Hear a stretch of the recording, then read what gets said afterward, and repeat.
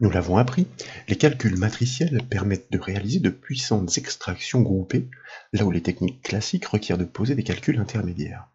Mais ils permettent aussi de réaliser des statistiques fines, là où les formules standards ne délivrent plus de solutions. Et précisément, la solution finalisée est illustrée à l'écran. Les chiffres d'affaires d'un magasin sont recensés dans un premier tableau pour tous les jours de l'année. Une première statistique est livrée dans un deuxième tableau. Elle consolide tous les chiffres d'affaires réalisés au cours de l'année entière pour chaque même jour de semaine. Ces informations sont particulièrement intéressantes pour connaître les pics de fréquentation récurrents, s'ils existent.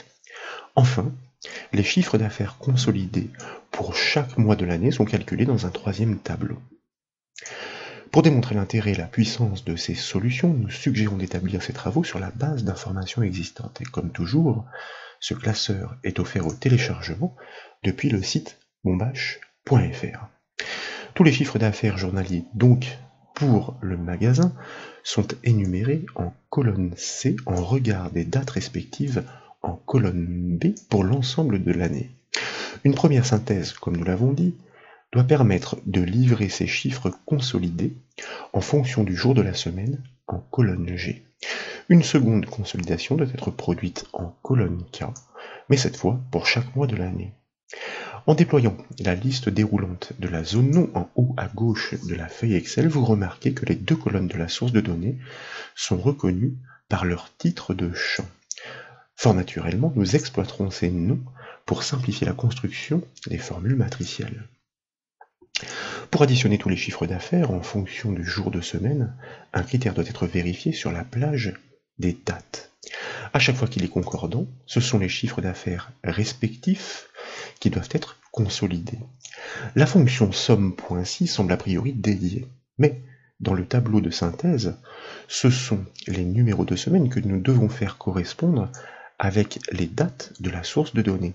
Pour cela, la fonction jour-somme est nécessaire, mais la fonction somme.si n'est pas en mesure d'analyser ce critère de correspondance sur une matrice globale selon une syntaxe que nous pourrions être tentés de construire et qui aboutirait à un échec. C'est alors un raisonnement matriciel qui engagerait la fonction somme et dans ses paramètres la fonction si pour émettre la condition sur le jour de semaine et ainsi restreindre le champ d'action afin d'additionner les chiffres d'affaires qui livreraient la solution. Mais une astuce encore plus triviale consiste à exploiter la fonction somme_prod. Elle permet d'additionner les valeurs multipliées entre les lignes de matrice respectives. Ici, chaque chiffre d'affaires correspondant au jour de semaine doit être multiplié par 1 pour qu'ils soient tous consolidés à l'issue, quand dans le même temps, les autres doivent être ignorés. Pour cela, nous devons multiplier la matrice des chiffres d'affaires par un critère posé sur la matrice des dates. Pour chaque jour concordant, le critère répondra par vrai, traduit par le chiffre 1. Et bien pour débuter, je vous invite donc à sélectionner la première consolidation à livrer, soit la cellule G6, et naturellement à taper le symbole égal pour initier la formule matricielle. Ensuite, nous devons appeler notre fonction matricielle par son nom, soit somme_prod suivi d'une parenthèse ouvrante. À gauche de la barre de formule, je vous propose de cliquer sur le bouton « Insérer une fonction ». Grâce à lui, nous allons comprendre plus facilement le raisonnement et l'effet de la condition imposée grâce à cet assistant pour la fonction somme_prod. Dans la zone matrice 1, nous allons désormais ouvrir une parenthèse pour accueillir la matrice conditionnelle. Et nous allons exploiter effectivement notre fonction donnant le jour de semaine d'une date, soit la fonction jour_somme, suivie d'une parenthèse ouvrante pour justement accueillir cette date non, ces dates, puisque nous sommes dans un raisonnement matriciel reconnu par le nom de champ, soit date au pluriel, comme nous l'avons constaté. Nous pouvons donc fermer la parenthèse de la fonction jour_somme et taper le symbole égal pour annoncer la condition à honorer. Nous allons désormais désigner le premier numéro de semaine du tableau de synthèse pour effectuer la concordance. À défaut de pouvoir cliquer sa cellule, eh bien nous n'avons qu'à inscrire ses coordonnées, ses références, soit la cellule F6. Ainsi, l'ensemble de la matrice des dates va être scruté à la recherche de celle dont le numéro de semaine concorde avec le premier jour, puis les suivants par réplication naturelle. En effet, nous n'avons pas figé cette cellule F6 pour la laisser se déplacer. Nous pouvons maintenant fermer la parenthèse de la matrice conditionnelle et aussitôt, comme vous pouvez le voir, des indicateurs booléens viennent se greffer sur la droite de la boîte de dialogue en regard de cette zone matrice 1. Les mentions vraies, on en décèle une ici, en tout cas dans le début de l'énumération, dévoilent la position des jours de semaine en accord avec le critère posé. En multipliant ces résultats par les chiffres d'affaires, ces booléens vont se transformer en chiffres, 1 pour vrai et 0 pour faux. De fait, tous les chiffres des jours concordants vont être additionnés. Nous pouvons désormais taper le symbole de l'étoile pour annoncer la multiplication à entreprendre. Et puis nous allons désigner la matrice des chiffres d'affaires par son nom, soit CA, une fois encore, comme nous l'avions constaté. Nous pouvons maintenant cliquer sur le bouton OK. Peut-être qu'il est nécessaire tout de même de constater que, comme vous le remarquez grâce à cet assistant fonction, aux emplacements ainsi repérés et recoupés par la multiplication sont désormais dévoilés les chiffres d'affaires qu'il va convenir d'additionner grâce à la fonction SUMPROD, dont c'est la fonction naturelle. Nous pouvons donc valider effectivement la construction de notre formule matricielle en cliquant sur le bouton OK de l'assistant. Et puis nous allons double-cliquer sur la poignée du résultat afin de répliquer la formule sur tous les autres jours de semaine. Et comme vous le voyez, toutes les consolidations matricielles sont ainsi livrées.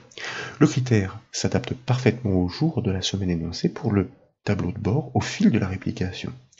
Sans grande surprise, nous constatons que les vendredis et samedis sont les jours les plus prolifiques pour ce magasin, sans écarter d'ailleurs les mercredis qui sortent du lot. Et c'est une syntaxe matricielle relativement simple, vous en conviendrez, qui offre la solution qu'une formule classique n'aurait pas pu aboutir, syntaxe rappelée par la barre de formule. Pour livrer la synthèse des chiffres d'affaires réalisés chaque mois de l'année, le principe est exactement le même. La contrainte doit cependant être posée sur le mois de chaque date à comparer. Et pour cela, nous devons remplacer la fonction jour-sum par la fonction Excel mois. Pour cela, je vous propose, premièrement, de prélever la précédente syntaxe, pourquoi pas, de la copier par le raccourci clavier CTRL-C, de sortir de la barre de formule à l'aide de la touche Entrée du clavier, de sélectionner la première cellule pour l'extraction des chiffres d'affaires consolidés par mois, de cliquer dans la barre de formule, de coller cette syntaxe afin de l'adapter comme nous le disions. Il ne s'agit plus de faire la correspondance sur les jours de semaine, mais sur les mois des dates. Nous remplaçons donc la fonction jour-sum par la fonction mois, que nous appliquons bien sur la matrice des dates. Le critère doit être honoré non plus par rapport à la cellule F6, mais par rapport à la cellule J6, que nous pouvons cliquer cette fois-ci, pour les numéros de mois, le tout que nous allons multiplier par la matrice des chiffres d'affaires. À chaque fois qu'une concordance est établie, les chiffres d'affaires vont être cumulés, consolidés.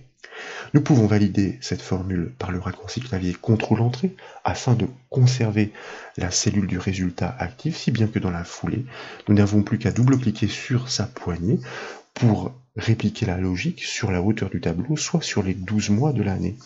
Et si vous sélectionnez l'ensemble des chiffres d'affaires pour un mois de l'année, par exemple le mois de janvier, puisqu'il s'agit du premier, en cliquant sur sa première cellule et à l'aide de la touche Maj du clavier, en cliquant sur sa dernière, dans la barre d'état, nous pouvons constater la consolidation qui conduit à un total de 20 212 pour l'ensemble de ces cellules sélectionnées, venant recouper effectivement la synthèse matricielle produite par notre formule. Voilà donc pour ces démonstrations, j'espère qu'elles vous ont plu. Si c'est le cas, comme toujours, je compte sur vous pour mettre un petit j'aime à la vidéo, et comme vous le savez, vous pouvez retrouver toutes les autres formations sur le site bombache.fr. Je vous remercie.